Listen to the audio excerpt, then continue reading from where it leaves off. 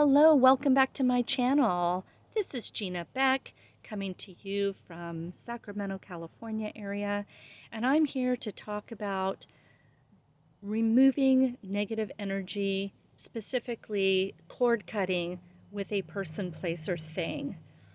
I am not an extensive witch per se, but in my practice of 30 years, I have worked with prayer work, intention setting, and definitely some spell work with my mentors. And it came in many different packages. So I am an eclectic white witch, and I believe that sometimes we need to take matters into our own hands when we feel like we have somewhat lost control over a difficult situation. And so, what I'm specifically talking about is if something or a person, a job, a place like your home is no longer serving you, and maybe you are no longer serving it.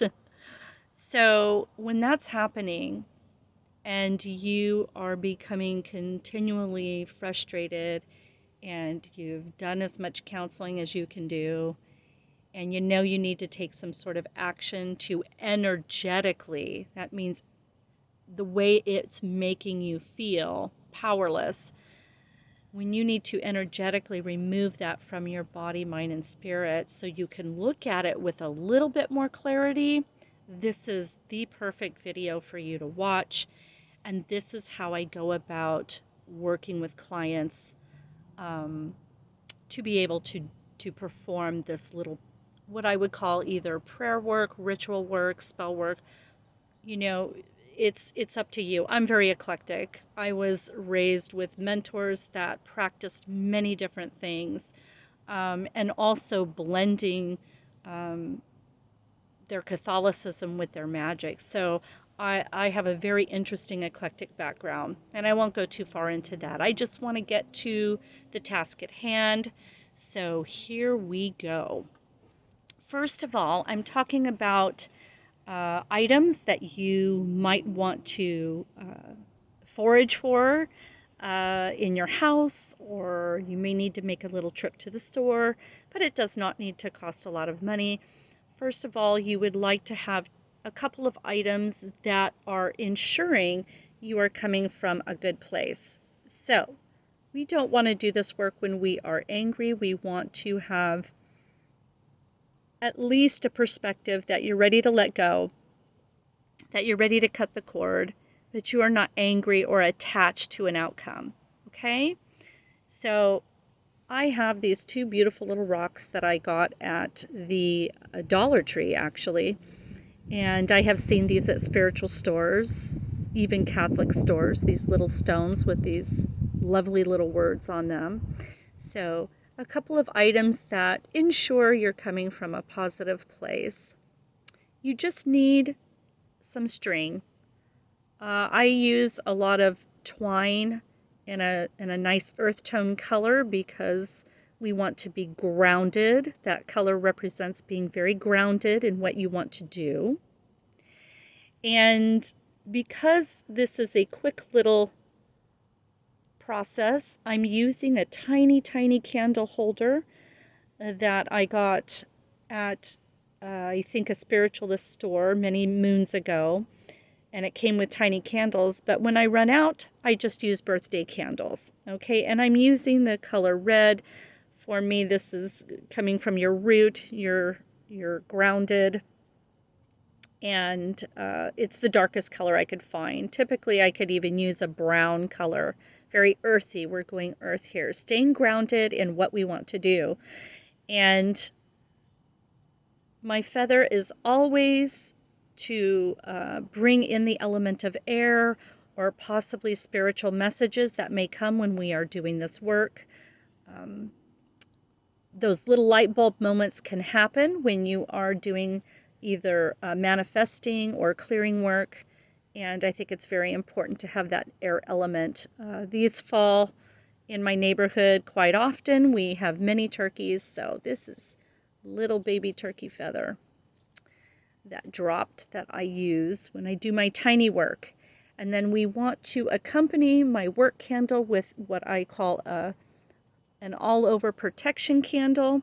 And if you see movement in the background, that is my group of turkeys that grace me daily. I love them. They love me. And so you may see some movement in the background in the bushes here. And then we want an element that represents, coming to fruition with your thoughts. And I always like to use a bloom or a plant. We have our crystal here, our working crystal. And I delegate a crystal to clearing, and then I have crystals for manifesting. And this is my amplifier to clear, because quartz, all it does is amplify. Sorry, here it is.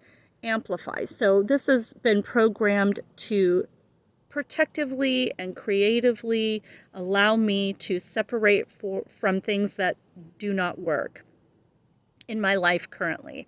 So I bring this out. I keep it clean with sea salt, moonlight. I clear it with sage, Palo Santo, in between any type of work that I do.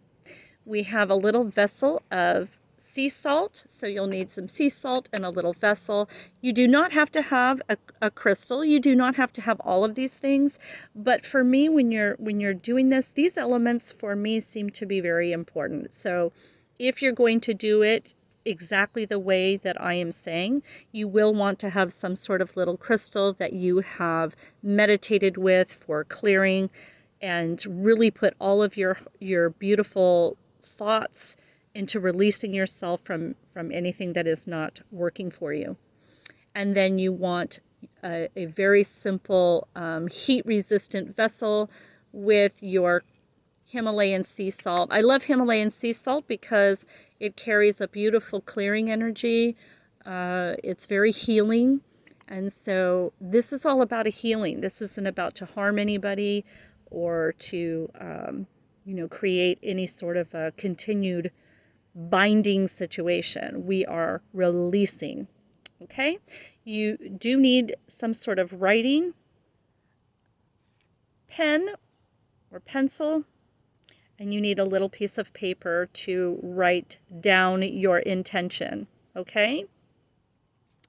And then, to make things very easy, you can just buy incense. You do not need when you're doing something quick, you do not need the loose herbs. I have Palo Santo, I have white sage incense paired with frankincense. These are all very protective, clearing, and healing essences. And so these can be lit, and that is what this little vessel is for. And sometimes it may not stand up right away. So if you have holders, great. But if you fill it really high, which I did not do, so I'm going to go ahead and fill that more. Pardon me for a moment. So we're just gonna show you how I fill. And by the way, I got this Himalayan sea salt, I believe, at my local grocery store. So you can really put a lot in there, and that should do the trick to hold your incense. Okay? That is all you need. So because we're outside, I do not know if we are going to have wind issues, but it's a little breezy today. So I'm just going to kind of go through how this all works and in what order we want to do this in. So the very first thing I want to do typically is light my incense to set the mood, and light my white candle and say a general prayer. So I'm not going to try and program you with what type of prayer you have to have. I say go with something you're familiar with to set a safe tone, a tone of peace, forgiveness, and moving on. So what I'm going to have to do here is use, like I said, we may have some wind. So a lot of times I will use a candle, and that really helps light my incense. So we set the tone. Okay. Wonderful. They're all beginning to burn. This is great. Yeah, because it can be really tough when you're outside, but I love the energy of being out here. Whenever I do this kind of work, whether I'm doing it for myself or for a client, I do spend a lot of time outside.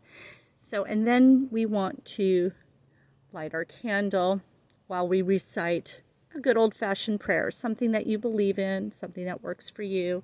This in no way is intended to take away from your religious beliefs, spiritual beliefs. This is just to energetically work on yourself and your situation. Okay, so with that being said, once we do that, we want to take a moment to write down what our intention is. So you want to say something like, and the reason why I don't get specific, because this is not a hardcore spell. This is just simply to manifest what you need to have happen and to give you clarity on what you are trying to do, which is cut a cord. So in whatever words, so I, Jane Doe, am gently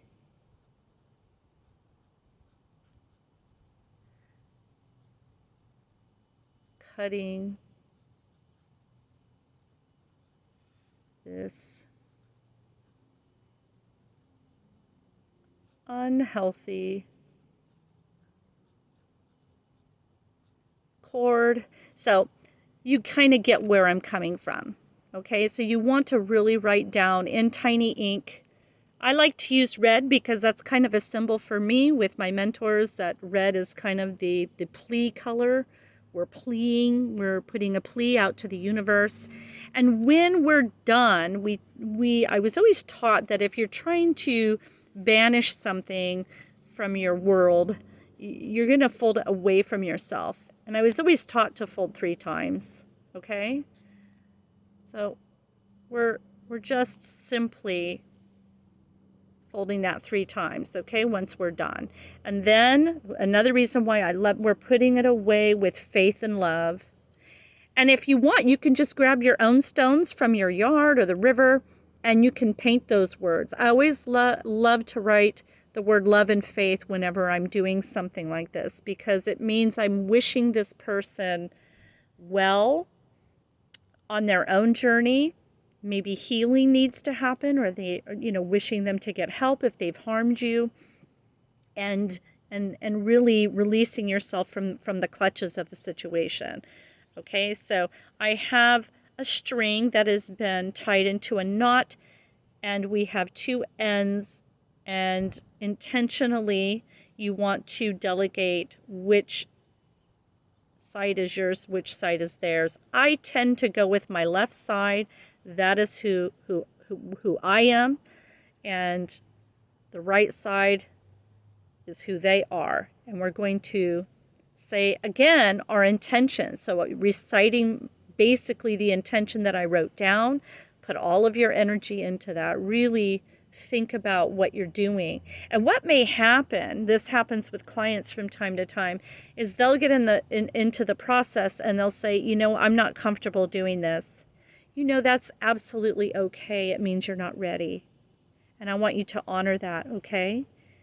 Nothing is a permanent condition, so you need to know that you will do this when you're good and ready. Okay, but if you're continuing to proceed and you feel confident, this is the time you would really put all of your energy into the thought of you not having to continue to struggle with this situation anymore, that you're cutting the unhealthy cord and you're releasing them from your energy. Okay, you can see how that represents them, and we're just setting them aside. And then you are releasing yourself,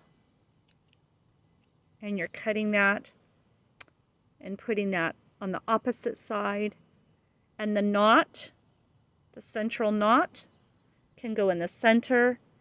And these 3 items, the 3 cut pieces of twine, are going to be burnt along with the letter when the candles and the incense have completed their process. You will then burn, and you can do it in your safe vessel. So what you're going to do is now you're going to, I prefer to pick up my active working little candle. I don't know if it will stay lit, but if it does, okay, we're going to try. It doesn't seem to be staying lit. Okay, there it is. Just because we have wind, all right? And you let the working candle work itself through, you let the tea light work itself through, and you let all of your incense do their work, okay? And if you need to, like I said, I don't know if this will stay lit, but there you go. And so you let them do their work. When you do a short little process like this, you want to stay in the process. You want to work in the process. So don't mind if the wind blew that out. This is why most people like to do their stuff indoors. But on a windy day, it doesn't hurt your process. It may just mean that it's going to take a little extra work. Okay, see, and it keeps doing that just because we have so much wind and okay, so we're just going to let that go. But again, let that all complete itself, okay? When the process is done, let's move forward and say that this is completely done. You can set it aside. It's all the way extinguished, and say your incense has completed its process, okay? So we're just imagining that has all completed itself, all right? And so what we're going to do at this point, okay, is now we're going to, at the very, very end of everything, you can either use a lighter, but when I say stay with the process, I mean, stick around. Don't go shopping or don't leave it. It's a short process. Your tea light will maybe last a couple of hours. You can always use another little birthday candle if you want them to extinguish at the same time. I tend to do it this way because I love what I call the spirit or the helper light, the helping hand light, to continue on for about an hour to 2 hours. This is a cheap votive, and it really, tea light, it only lasts about an hour to an hour and a half. So you want to give yourself that time, okay? And what you'll do is you will start with your knot. You're going to torch that knot, okay? And you want it to burn. So you want to burn these things. It can take some time. It can really take some time. I also recommend, if you just want to make it really simple and quick, that you can just start a little teeny, burn cauldron in your fireplace, okay? And then you will burn this. And that's how you complete this process, all right? So you just put it in. You can see how I put that in there, and it's going to do its little process, all right? And that's all that's really required. And if you really want to do something at the very, very end, you can always put a touch of sage, just a little flecks of sage to do a final clearing, and you can add that to your little cauldron, okay? And that is how we cut a cord very simply and effectively. I really love this work, and I am not, like I said, some extensive witch, but I have had 30 years experience with my mentors, And I have found that this has been very effective for clients. So I hope this finds you well. We will do more. Please stay tuned. There are more things to come. Bye-bye now.